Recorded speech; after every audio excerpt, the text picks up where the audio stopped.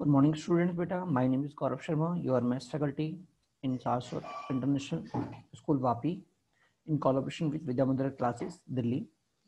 बेटा हमारे पास PNC classes चल रही थी. आज बेटा हम करेंगे पीएमसी मॉड्यूल.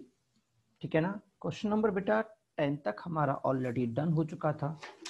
ठीक है, अब हम उससे कंटिन्यू करेंगे. अगला क्वेश्चन क्या बोल रहे हैं देखिए. How many 5 digit number divisible by 4 can be formed using the digit 0 1 2 3 4 5. बेटा इस क्वेश्चन को इंपॉर्टेंट डाल दीजिएगा. अच्छा क्वेश्चन है, काफी की सीखने को मिलेंगी.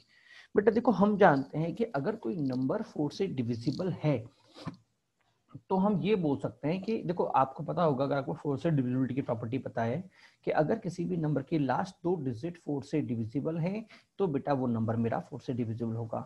इसका मतलब क्या है? इसका मतलब ये बेटा कि अगर मैं लास्ट की 2 डिजिट देखता हूं इनसे बना के, तो कौन कौन सी 2 डिजिट होंगी जो 4 से डिविजिबल होंगी? 0,4 4 से डिविजिबल होगी. उसके बाद 1,12 4 से डिविजिबल होगी. उसके बाद 24 से डिविजिबल होगी, 24 होगी, 32 होगी, 40 होगी और 52 होगी. ठीक है सर, बाकी कहाँ गई? बेटा देखो 8 होगी, 8 इसमें है ही नहीं. 16 होगी, इसमें 6 नहीं है. ठीक है, फिर 20 है, 24 है, 28 होगी तो बेटा इसमें 8 नहीं है. 32 है, 36 होगी तो बेटा 6 नहीं है. 40 है, 40 हाँ जी 44 नहीं लिया क्योंकि बेटा रिपीटेशन अलाउ नहीं है. ठीक है ना. और उसके बाद 48 नहीं होगी और बेटा लास्ट में 52. क्लियर हुआ नहीं हुआ? हाँ. अब बेटा इधर जो काम की बात है वो हमें क्या समझनी है कि बेटा मैं अब इस जगह देखो, मेरे पास लास्ट पोर्शन बनने के लिए कितने नंबर अवेलेबल है? 1 2 3 4 5 6 7. 7 बेटा नंबर बेटा मेरे पास लास्ट पोजीशन, लास्ट 2 पोजीशन पे भरने के लिए अवेलेबल है. ठीक है ना. क्या सभी को समझ में नहीं है? बट बेटा एक बात अगर ध्यान दो, तो मैंने आपसे कहा था कि कभी भी अगर हम नंबर को फॉर्म करें और 0 अगर मेरी कंडीशन में आ जाए, मतलब ये देखो जो मेरी कंडीशन है लास्ट 2 डिजिट डिविजिबल होनी चाहिए, उन कंडीशंस में 0 भी इंक्लूड हो रहा है, तो बेटा मैंने आपसे कहा था कि आप केस बांट दोगे. पहला जब लास्ट 2 डिजिट में 0 आएगा, और दूसरा जब लास्ट 2 डिजिट में 0 नहीं आएगा. याद है इवन नंबर ऑड नंबर में हमने बात की थी. तो बेटा 0 कब कब है? देखो एक कब है, एक ये रहा और एक ये रहा. ठीक है. तो बेटा जब 0 है तो उन केसेस को अलग लूंगा. क्यों सर? क्यों लूंगा? क्योंकि बेटा अगर 0 यहाँ पे आ जाएगा तो बेटा वो पहले पोजीशन पे आने को नहीं बचेगा. ठीक है. तो लास्ट के लिए कितने ऑप्शन बेटा? दोनों के लिए बेटा मेरे पास 3 ऑप्शन. ठीक है ना. अच्छा, फिर पहले के लिए कितने बचे? देखो 1 2 3 4 5 6. 6 ऑप्शन थे, 6 में से 2 जा चुके हैं, 2 जा चुके हैं. कितने बच्चे? 4. तो इसके लिए बेटा 4, अगले के लिए 3, उससे अगले के लिए 2. ठीक है. तो आंसर कितना आएगा? 4 into 3 into 2 into 3, that is 72 पे. ठीक है. सेकंड बेटा, जब मैं लूंगा कौन कौन से नंबर को? 12 24 32 34. ठीक है. तो मेरे पास लास्ट क्वेश्चन के कितने नंबर अवेलेबल? 4 नंबर. अब बेटा ध्यान रखिएगा, अब पहले डिजिट के लिए कितने नंबर अवेलेबल हैं? बेटा पहले डिजिट के लिए बेटा अब 6 नंबर थे, 6 में से 2 गए. कितने बच्चे? 4. तो बेटा अब 4 अवेलेबल नहीं होंगे क्योंकि बेटा जो ये 4 बचे हुए हैं इनमें 0 है. इधर जो 4 बचे थे उनमें 0 नहीं था, इसमें 0 है. तो बेटा फर्स्ट डिजिट के लिए मुझे 0 को भी रिमूव करना पड़ेगा. तो मेरे पास एक्चुअल में कितने नंबर आएंगे पहले डिजिट के लिए? ओनली 3 नंबर आएंगे. तो पहले के लिए कितने? 3. उससे अगले के लिए अब तो 0 आ सकता है. ठीक है. टोटल 2 नंबर ये चले गए, 1 नंबर ये चला गया. 6 में से 3 गए तो कितने बचे? 3. उससे अगले के लिए 2. तो बेटा ये मेरा इसके लिए आंसर आ गया, ये रहा. क्लियर हुआ नहीं हुआ? अब बेटा देखो, या फिर तो ये केस होगा या फिर ये केस होगा. और लग रहा है, और का मतलब मैं दोनों को ऐड करूंगा तो फाइनल आंसर कितना आ गया? 72 plus 72, that is 144. Is it clear to all? चलिए बेटा अगले क्वेश्चन की बात करते हैं.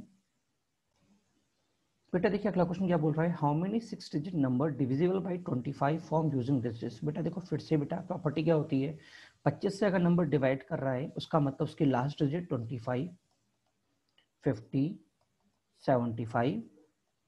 ठीक है, ये होनी चाहिए अगर इनमें से है, या डबल 0. ठीक है, बट डबल 0 रिपीटेशन है, नहीं चलेगा. 75 में 7 आ रहा है, नहीं चलेगा. तो बेटा मेरे पास सिर्फ 2 ही ऑप्शन है, 25 एंड 50. ठीक है. और बेटा इसमें से भी अगर आप ध्यान देखें तो देखो एक में 0 आ रहा है, मैंने कहा था ना 0 वाला केस में लग लूंगा. हाँ जी.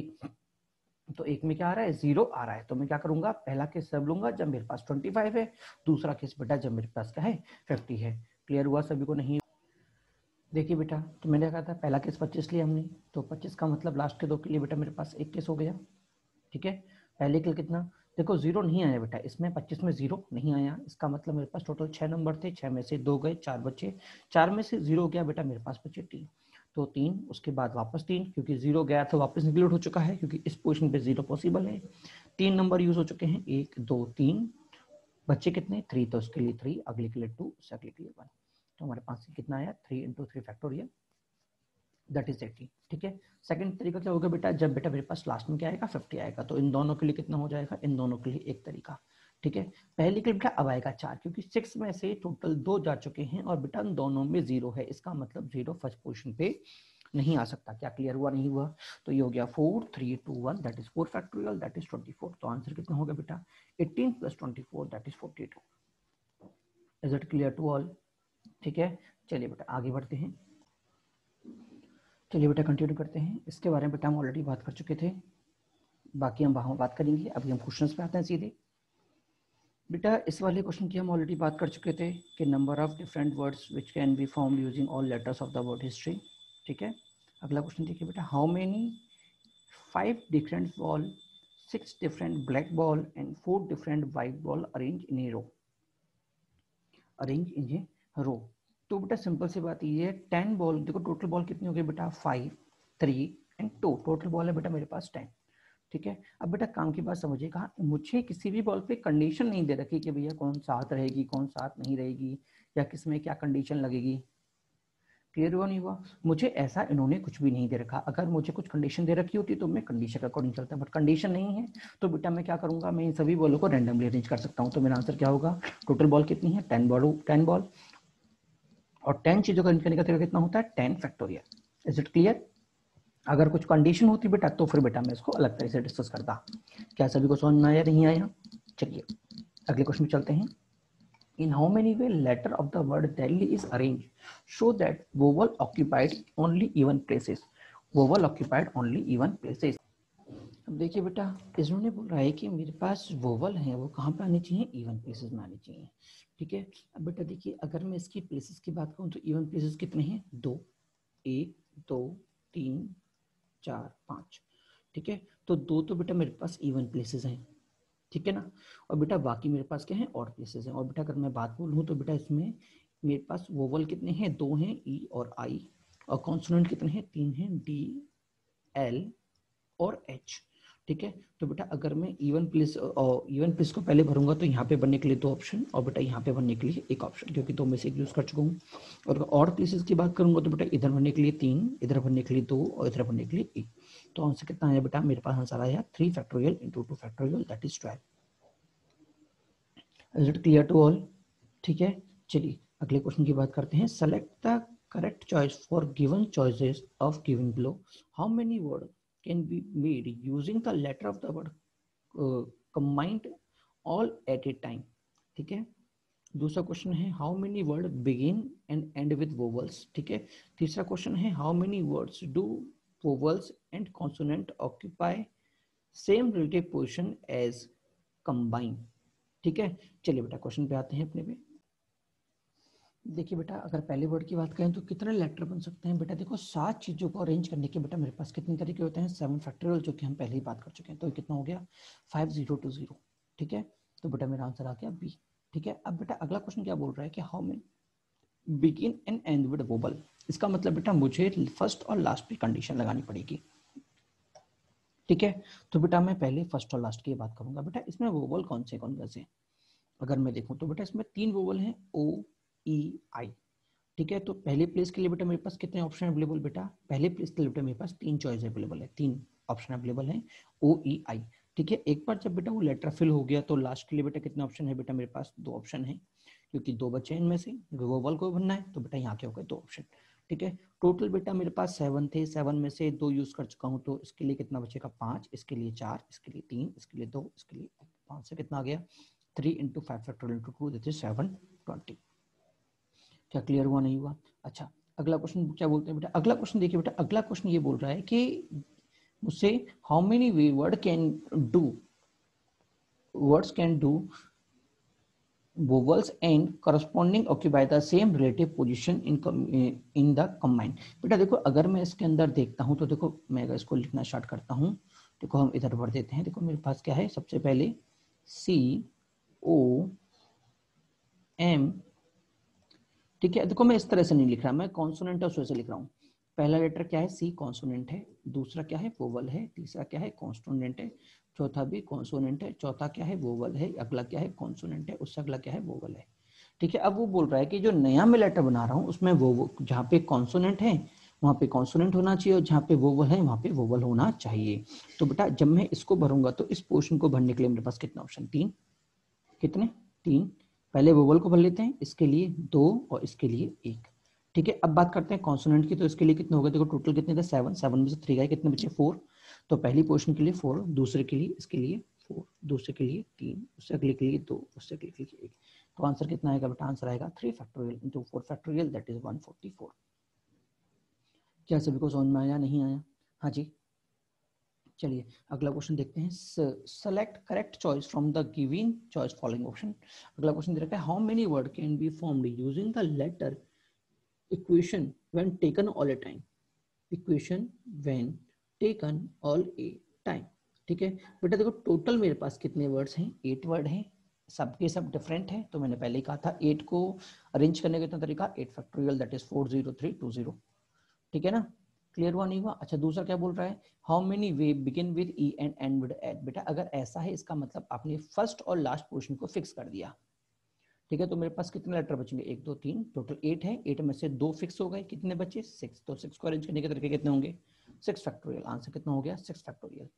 ठीक है ना। अगला कल क्या बोल रहा है, how many letter, how many and begin with consonant. बेटा सेम प्रीवियस की तरह से है। अगर मैं इस क्वेश्चन के अंदर बात करूं तो देखो मेरे पास कॉन्सोनेंट कितने हैं, 3 कॉन्सोनेंट है। हाँ जी 3 ही है ना, एक बात देख लेते हैं। देखो ये मेरा वोवल है, ये मेरा कॉन्सोनेंट, ये मेरा वोवल, ये मेरा वोवल, ये मेरा कॉन्सोनेंट, ये मेरा कॉन्सोनेंट। ठीक है, तो 3 कॉन्सोनेंट है टी क्यू एन। ठीक है, इसका मतलब फर्स्ट प्लेस और लास्ट प्लेस को अगर मैं भरूंगा तो इनके लिए बेटा मेरे पास ऑप्शन 2 ही, इन तीनों में से किसी एक को चुन सकता हूं। तो पहले के लिए 3 ऑप्शन, दूसरे के लिए 2 ऑप्शन।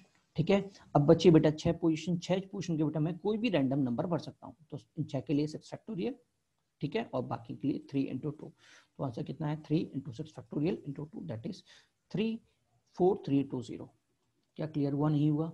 अच्छा अगला क्वेश्चन क्या बोल रहा है, how many these vowels occupied first, third, fourth, fifth, seventh position. अब देखो बंधु ने बोल दिया है कि भैया किस किस पोजीशन पे मुझे वोवल चाहिए। ठीक है, तो लिख लेते हैं। देखो उसने बोला है, वो 2 मिनट रुकिए, फर्स्ट पोजीशन वोवल, 1 मिनट रुकिए, how many vowels occupied first, third, first, third, नीचे लिख लेते हैं क्वेश्चन के साथ ही।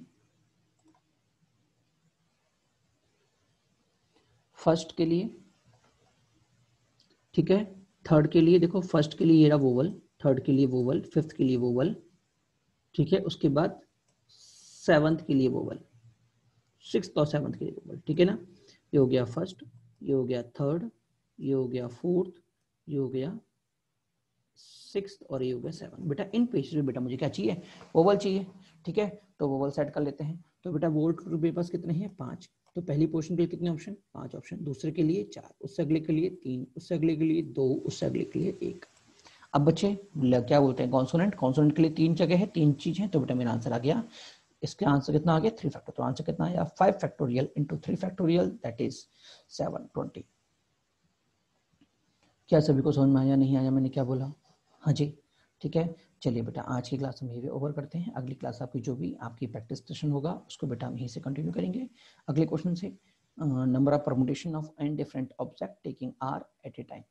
ठीक है ना, एनसीआर जो फॉर्मूला है उसको हम उसके बारे में बात, ये तो हम बेटा कॉन्सेप्ट हम पहले डिस्कस कर चुके हैं, उसके बाद ये अलग अलग कॉन्सेप्ट हम यहाँ पे डिस्कस करना स्टार्ट करेंगे। क्लियर हुआ सभी को, नहीं हुआ? क्वेश्चन नंबर 17 तक हमारा डन हो चुका है। ठीक है।